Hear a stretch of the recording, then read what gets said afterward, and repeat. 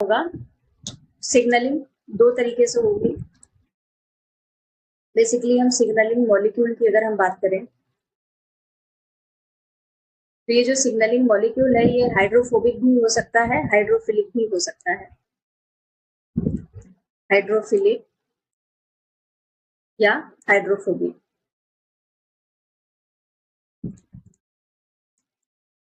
अब यहाँ पे क्या देखने को मिलेगा, एक्चुअली अगर पहला हम देखें हाइड्रोफिलिक सिग्नलिंग हो रही है तो सेल मेम्ब्रेन कैसी होती है, सेल मेम्ब्रेन जो होती है हमारी वो होती है हाइड्रोफोबिक, क्योंकि वहां पे लिपिड मॉलिक्यूल प्रेजेंट होती है। सेल मेम्ब्रेन हमारी क्या है, लिपिड बाइलेयर,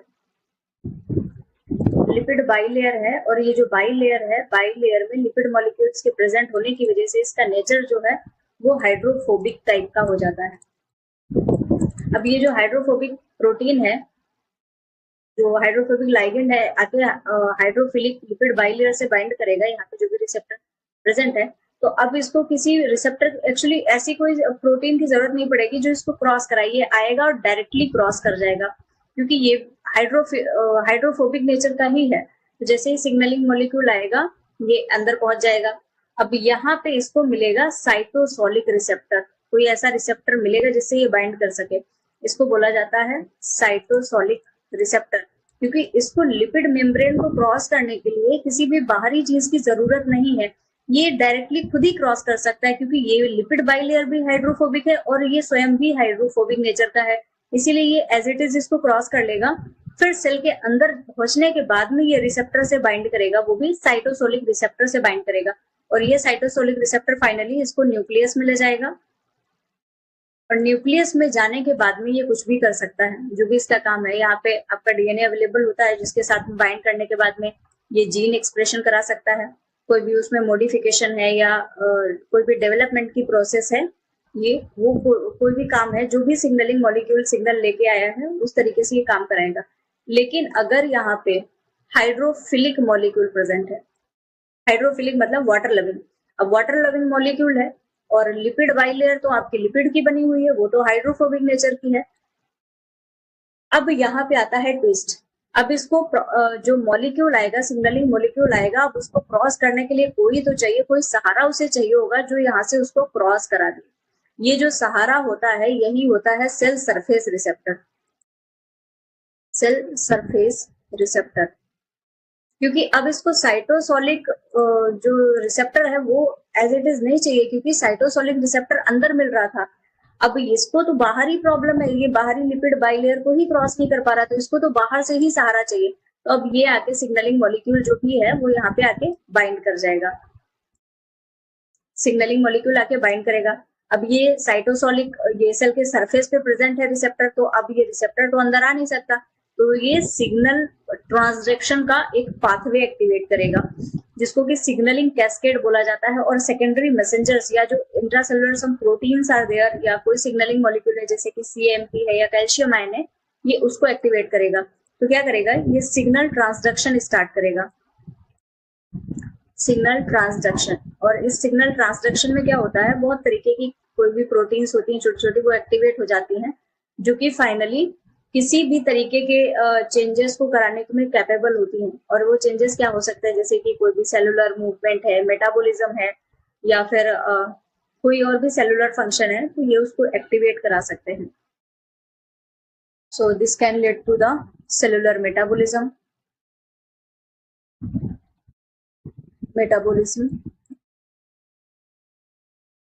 इसके अलावा मूवमेंट है, या जो भी ये सिग्नल लेके आया है वो काम ये करा देगा, या डेवलपमेंट है जो भी कराना है वो सारी चीजें। और यहाँ पे होता क्या है, ये इफेक्टर प्रोटीन्स एक्टिवेट हो जाती हैं, और ये इफेक्टर प्रोटीन्स फाइनली जाके न्यूक्लियस में पहुंच जाएंगी, और न्यूक्लियस में सारे ये चेंजेस जो भी होने हैं वो कराने लगेंगे। तो सिग्नलिंग के बेसिकली ये दो पाथवेज हैं, एक है हाइड्रोफोबिक, एक है हाइड्रोफिलिक। एक में आपको साइटोसोलिक रिसेप्टर चाहिए, इसमें बाहर मेम्ब्रेन से लाने के लिए कोई भी इसको कैरियर मॉलिक्यूल की जरूरत नहीं है, कोई भी रिसेप्टर की जरूरत नहीं है। और अगर हाइड्रोफिलिक मॉलिक्यूल है तो उसको बाहर से सिग्नलिंग ट्रांसडक्शन कराने के लिए कोई कोई चीज चाहिए होगी। अब एक और बेस पे सिग्नलिंग को डिवाइड किया जाता है, बहुत सारी कैटेगरीज हैं। सो सेल सिग्नलिंग की कैटेगरीज देखते हैं। Cell signalling categories.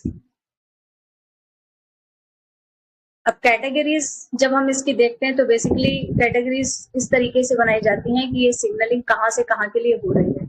जैसे कि सिग्नलिंग हो सकती है जक्स्ट्राक्राइन, जक्स्ट्राक्राइन के अलावा सिग्नलिंग हो सकती है ऑटोक्राइन, ऑटोक्राइन के अलावा सिग्नलिंग पैराक्राइन हो सकती है, पैराक्राइन के अलावा यहाँ पे एंडोक्राइन सिग्नलिंग भी हो सकती है, और एंडोक्राइन के अलावा यहाँ पे साइनेप्टिक सिग्नलिंग भी हो सकती है। तो ये जो प्रकार हैं इनका क्या मतलब है?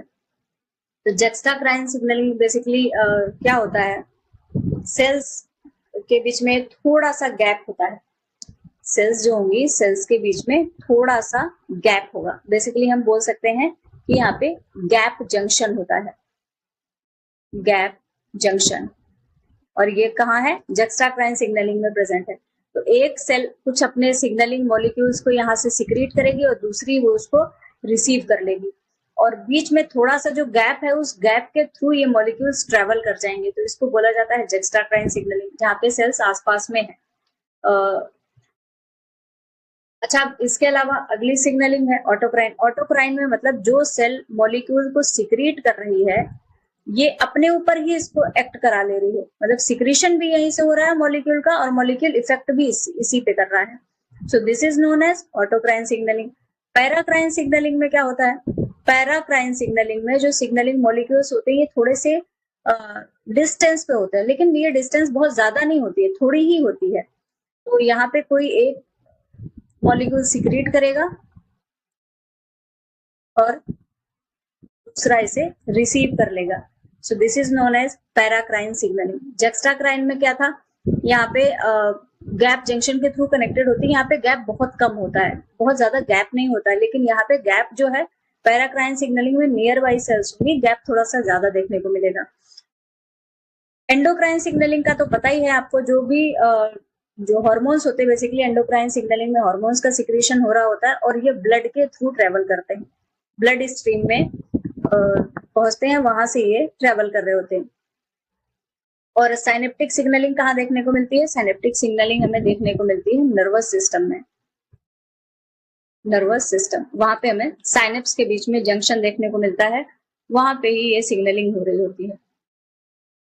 ओके, तो अब जो एक्स्ट्रा सेलुलर सिग्नलिंग मॉलिक्यूल हैं जो हमने यहाँ पे देखा कि किस किस प्रकार की सिग्नलिंग हो रही है, तो अगर इसके एग्जाम्पल की बात करें, जैसे कि जो जक्स्ट्राक्राइन सिग्नलिंग है इसका एग्जाम्पल होता है notch delta pathway. Notch delta ये पाथवे एग्जाम्पल है जक्स्ट्राक्राइन सिग्नलिंग मॉलिक्यूल का, जहाँ पे बेसिकली ये जो जक्स्ट्राक्राइन सिग्नलिंग है ना बच्चों, तो ये इम्यून रिस्पॉन्सेज में बहुत ज्यादा इंपॉर्टेंट होती है। वहां पे कॉन्टेक्ट डिपेंडेंट सिग्नलिंग हो रही होती है, आसपास में बहुत थोड़े से गैप के थ्रू यहाँ पे सिग्नलिंग हो रही होती है, कॉन्टेक्ट डिपेंड, तब सेल्स ऑलमोस्ट वो कॉन्टेक्ट में ही रहती हैं। और दूसरा जो पैराक्राइन सिग्नलिंग होती है इसमें क्या होता है, signal molecule extra cellular fluid में सिक्रीट कर दिए जाते हैं, उनके थ्रू जाके वो एक्टिवेट करती है दूसरी सेल के। तो पैराक्राइन सिग्नलिंग के अगर हम एग्जांपल देखें तो बेसिकली यहाँ पे वेंट सिग्नलिंग है, वेंट के अलावा हेजहॉग है, हेजहॉग, और हेजहॉग के अलावा फाइब्रोब्लास्ट ग्रोथ फैक्टर की सिग्नलिंग है, या फिर टीजीएफ बीटा, ये सारी सिग्नलिंग आती है पैराक्राइन में। ऑटोक्राइन सिग्नलिंग बेसिकली देखने को मिलती है कैंसर सेल्स में, क्योंकि कैंसर सेल्स क्या कर रही होती है, अपनी ग्रोथ अपने आप ही करा रही होती है, तो उस केस में यहाँ पे देखने को मिलता है कि ऑटोक्राइन सिग्नलिंग हो रही है। अब यहाँ पे साइटोकाइंस आते हैं, इंटरल्यूकिन्स हैं, जैसे कि मोनोसाइट में, तो मोनोसाइट में क्या होता है, IL-1 का सिक्रीशन होता है, इंटरल्यूकिन 1, और कोई भी एक्सटर्नल स्टिमुलाई आता है मोनोसाइट्स पे तुरंत वो IL-1 का प्रोडक्शन करेगी। इससे ये जो IL-1 है ये जाके सेल सरफेस रिसेप्टर, मतलब सेम सेल से जाके बाइंड कर जाएगा। जैसे कि ये सेल ने, ये मोनोसाइट ने प्रोड्यूस किया, यहाँ पे आके कोई सिग्नलिंग मॉलिक्यूल आया, कोई स्टिमुलाई मिला इसे, इसने IL-1 का सिक्रीशन कर दिया। अब ये IL-1 जाके इसी से बाइंड करेगा और फिर इसको एक्टिवेट करेगा कि और ज्यादा IL-1 का प्रोडक्शन करो। तो ये प्रकार की सिग्नलिंग देखने को मिलती है कैंसर सेल्स में, क्योंकि कैंसर सेल्स खुद को प्रोलिफरेट करा रही होती हैं। इसके अलावा टी लिम्फोसाइट्स जो एक्टिवेटेड टी लिम्फोसाइट्स होती हैं बच्चों, उसमें भी ये सिग्नलिंग देखने को मिलती है। सो कैंसर सेल्स में देखने को मिलेगी, IL-1 के सिक्रीशन में देखने को मिलेगी, और टी सेल्स के केस में ये सिग्नलिंग देखने को मिलेगा, क्योंकि कोई भी एंटीजन आता है तो एंटीजन से स्टिमुलेट होने के बाद में एक ग्रोथ फैक्टर का सिक्रीशन होता है, और वो ग्रोथ फैक्टर क्या करता है, टी सेल्स से ही प्रोड्यूस होता है और टी सेल पे ही एक्ट करता है, और इसका खुद का प्रोलिफरेशन करा रहा होता है ताकि और ज्यादा टी सेल्स का फॉर्मेशन हो। साइनेप्टिक सिग्नलिंग हमें पता है नर्वस सिस्टम में हमें देखने को मिलती है, जिसमें कि बहुत सारा न्यूरोट्रांसमीटर के थ्रू काम चल रहा होता है। यहाँ पे न्यूरोट्रांसमीटर्स का रोल होता है। अब यहाँ पे अगर आपको पता हो, जो एक्सॉन टर्मिनल होता है, यहाँ पे एक साइनेप्स का फॉर्मेशन होता है। साइनेप्स एक जंक्शन है दो न्यूरॉन्स के बीच में। ये साइनेप्स क्या करता है, ये नर्वस सिस्टम में सिग्नलिंग करा रहा होता है। एक सेल न्यूरोट्रांसमीटर को सिक्रीट करेगी, दूसरी उसको रिसीव कर लेगी। एक जहां से सिग्नलिंग आ रहा होता है, इसको बोला जाता है प्री साइनेप्टिक न्यूरॉन, और इसको बोला जाता है पोस्ट साइनेप्टिक न्यूरॉन, जो कि सिग्नलिंग को रिसीव कर रहा होगा। और इसके बाद में आती है एंडोक्राइन सिग्नलिंग। तो एंडोक्राइन सिग्नलिंग में सारे ही हॉर्मोन्स आते हैं। तो ये कैटेगरीज हैं सेल सिग्नलिंग की, कौन कौन से प्रकार की सिग्नलिंग हो रही होती है। अच्छा, अब जो सेल सिग्नलिंग है ये कौन कौन से काम करा रही होती है, तो ये मेटाबॉलिक एक्टिविटीज कराती है, सेल का डिवीजन कराती है, ग्रोथ एंड डिफरेंशिएशन में हेल्प करती है, डेवलपमेंट में हेल्प करती है। और इसके अलावा सेल कम्युनिकेशन के लिए बहुत सारे सब्सटेंसेस होते हैं, जो कि मैसेंजर के द्वारा कोई भी सब्सटेंस हो सकता है सीक्रेट हो, या मैसेंजर के द्वारा इंफॉर्मेशन पहुंचे, या फिर गैप जंक्शन जैसे कि यहाँ पे आपने देखा नॉच डेल्टा पाथवे में, या फिर सरफेस प्रोटीन्स हो सकती हैं, या फिर इलेक्ट्रिकल सिग्नल्स के फॉर्म में भी सिक्रीशन हो सकता है। अब बात आती है, ये तो लाइगेंड मॉलिक्यूल की और सिग्नलिंग की हमने बात कर ली, लेकिन what about the receptors. Receptors, तो बच्चों अब यहाँ पे रिसेप्टर्स भी दो प्रकार से डिवाइड किए जाते हैं। ये सेल सरफेस रिसेप्टर हो सकते हैं, या फिर इंट्रासेलुलर रिसेप्टर्स हो सकते हैं। सेल सरफेस रिसेप्टर या फिर इंट्रासेलुलर रिसेप्टर।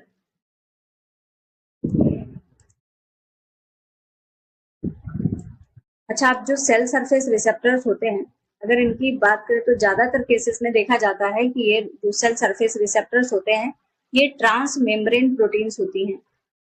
ट्रांस मेम्ब्रेन का मतलब है